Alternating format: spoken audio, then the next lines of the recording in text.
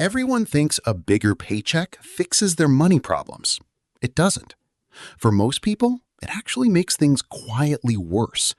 And almost nobody notices until years later. Usually right around the moment they realize a raise they were thrilled about somehow never actually showed up in their savings account.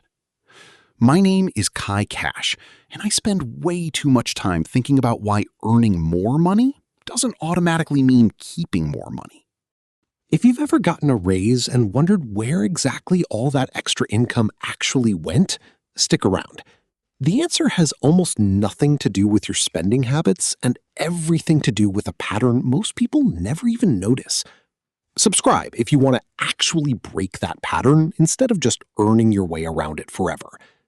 Here's what almost every career conversation gets backwards. It treats a bigger salary as the finish line. Get the promotion, get the raise, and everything else sorts itself out. But here's the uncomfortable truth. Income and wealth are two completely different things, and increasing one doesn't automatically increase the other. For a huge number of people, a bigger paycheck is exactly the moment their actual wealth building stalls out completely. Think of it like a bucket with a hole in it. You can pour in more water faster and faster, and if the hole is the same size as the flow, the water level never actually rises. It just looks like progress because you're pouring more in. A bigger salary is more water. Lifestyle inflation is the hole.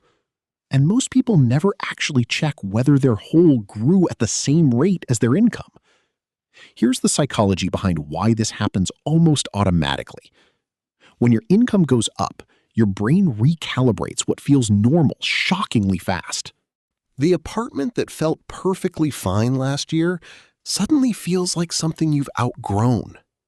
The car that worked great suddenly feels like it doesn't match where you are now. This isn't weakness. It's a well-documented psychological pattern called hedonic adaptation, where your baseline for what feels sufficient quietly rises to match whatever you're used to. And it happens so gradually, you rarely notice it in the moment.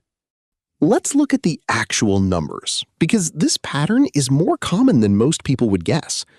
Research tracking people after significant raises found that a large portion of them were saving roughly the same percentage of their income, or less, 2 years after the raise.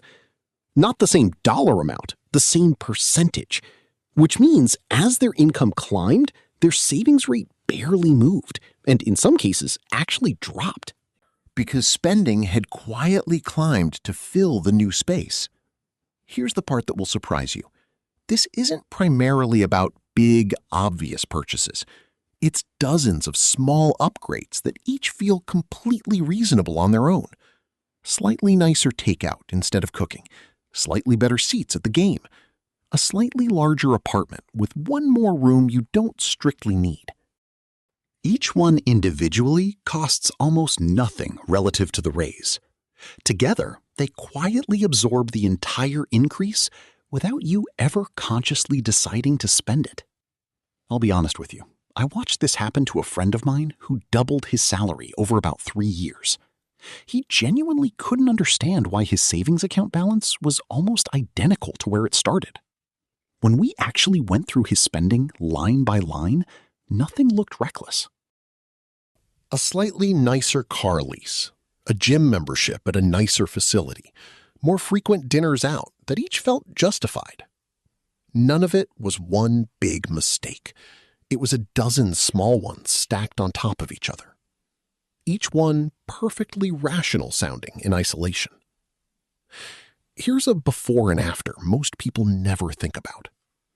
Before the raise, you know exactly what your money buys because every dollar has a job. And you feel the tension when something costs more than expected. After the raise, that tension disappears just enough that you stop tracking the small stuff. Not because you're being careless, but because the friction that used to make you pause is gone.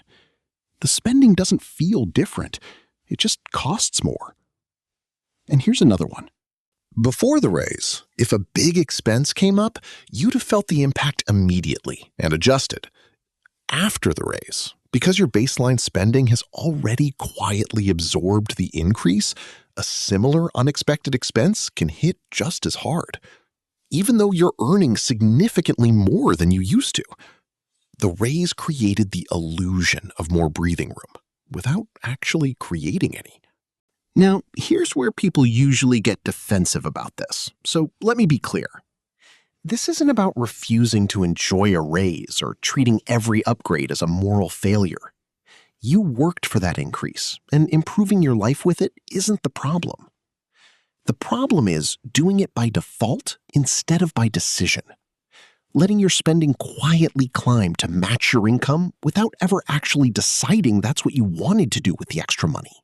The fix isn't complicated, but it does require one deliberate step most people skip entirely. Decide in advance what percentage of that raise goes straight into savings or investments, untouched before it ever reaches your regular spending. Even something as simple as automatically redirecting half of any future raise the day it happens closes the hole in the bucket before lifestyle inflation ever gets a vote.